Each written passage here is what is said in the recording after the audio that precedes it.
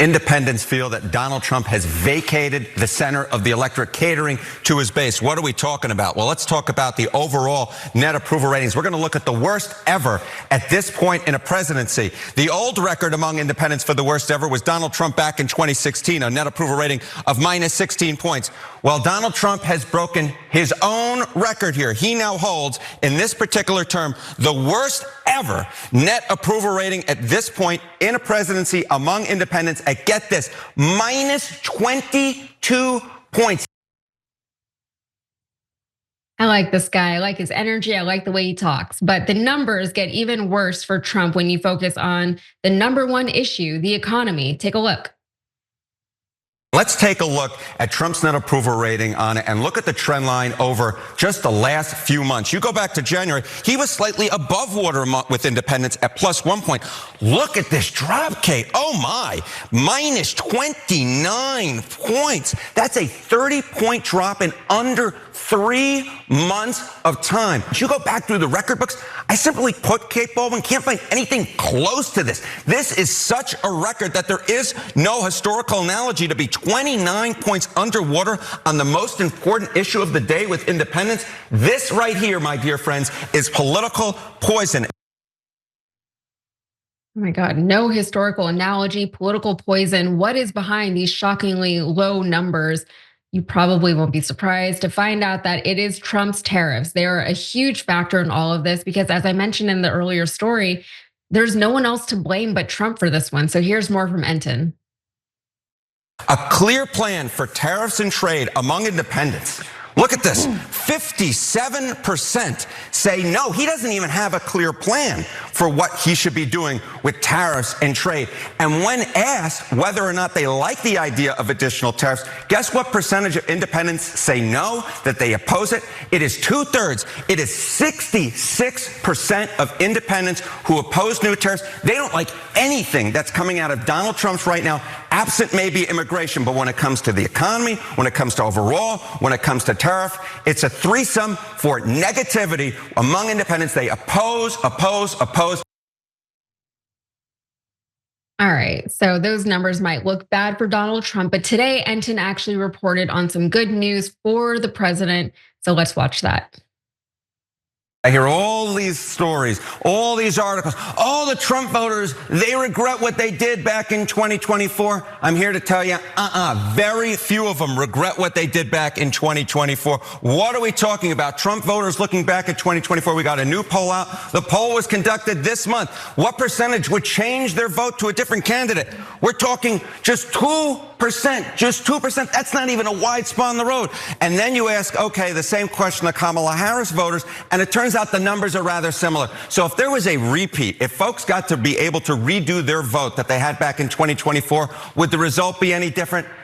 I doubt it would be. Well, in February of 2017, 4% of Trump voters say they'd shift their vote. That's actually slightly more than the 3% this time around.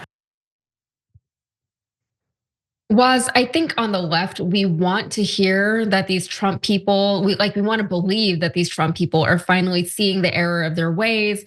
And we are seeing some stories like that coming out on social media, TikTok, on X, wherever. But on the whole, Trump supporters still very much support Trump. They still believe that he's going to pull out a win at the end of this, right? Sometimes in our leftist bubble, sometimes it can seem like that's not the case, but the reality is that it's very, very hard, especially at this point, the way politics is so polarized in this country. It is very rare to see somebody completely switch parties or completely switch ideologies. And also there's, the sunk cost fallacy that these people have invested so much of their time and energy, their entire personalities into supporting Trump, that it is a huge ask for people on the left to be like, can you just switch over? Like, do you finally get it? Do you think that there ever will be a mass exodus of people from supporting Trump to not supporting Trump? Or do you think that the left just needs to let go of that hope and move on and try to figure something else out? I think there's a few things at work here. Donald Trump is a singular figure in the sense that many of the people that vote for him just like him personally.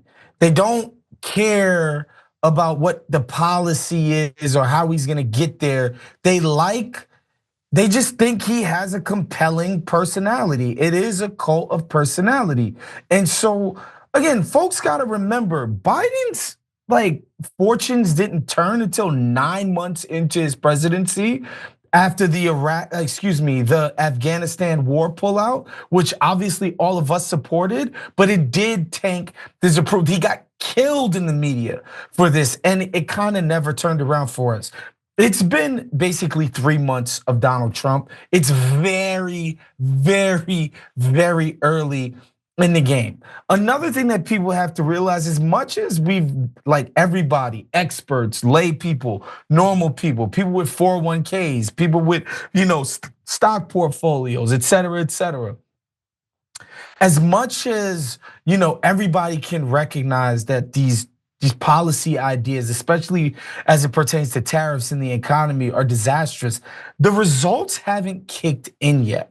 We haven't had mass layoffs yet. We haven't had a stock market nosedive. We haven't had tangible, material effects of Trump's dumbheadedness yet. And so to expect people to feel like, oh, this guy's been a disaster when nothing's tangibly happened yet.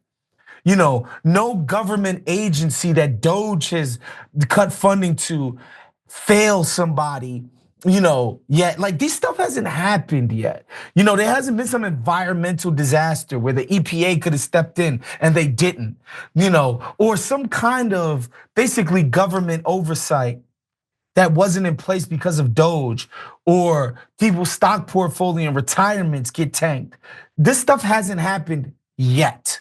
And so I do think it's pretty early. And I think another example to think about is George W. Bush in 2004, 2005, after destroying John Kerry. He got reelected. Republicans ascended in both houses of Congress. And it just looked like, wow, we're gonna be Republican from now until kingdom come. And then what happened? Disastrous war in Iraq. Bush got cocky talking about privatizing Social Security, which obviously is a no-no. Got creamed for it. Katrina response, disaster, and then on and on and on. It went until by the time Barack Obama and the Dems run against the Republicans in 2008, like George Bush is widely seen as the worst president ever. This, like, he went from literally feeling like the Republicans were gonna have majorities forever to this guy is a disaster to the point that we elected the first Negro in the history of the country. So folks need to realize that it's very early. A lot of the horrible nature of Trump's policies have yet to be felt by everyday people. But believe me, if this guy keeps it going with this China trade war, if he keeps it going with this harebrained, disgustingly evil immigration policy, like if he keeps it going down this way, it's going to have an effect, I promise you. Yeah, I agree, but it is interesting because Trump supporters, they won't believe that bad things are happening until it happens to them directly.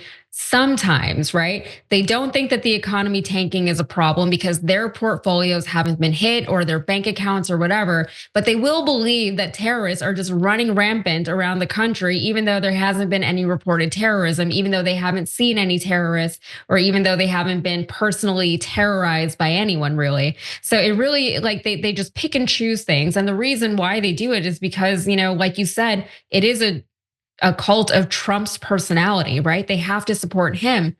We're even seeing it from members of Congress, right? Where they come out not to defend democracy, not to defend the country, not to defend their constituents, but to defend the president.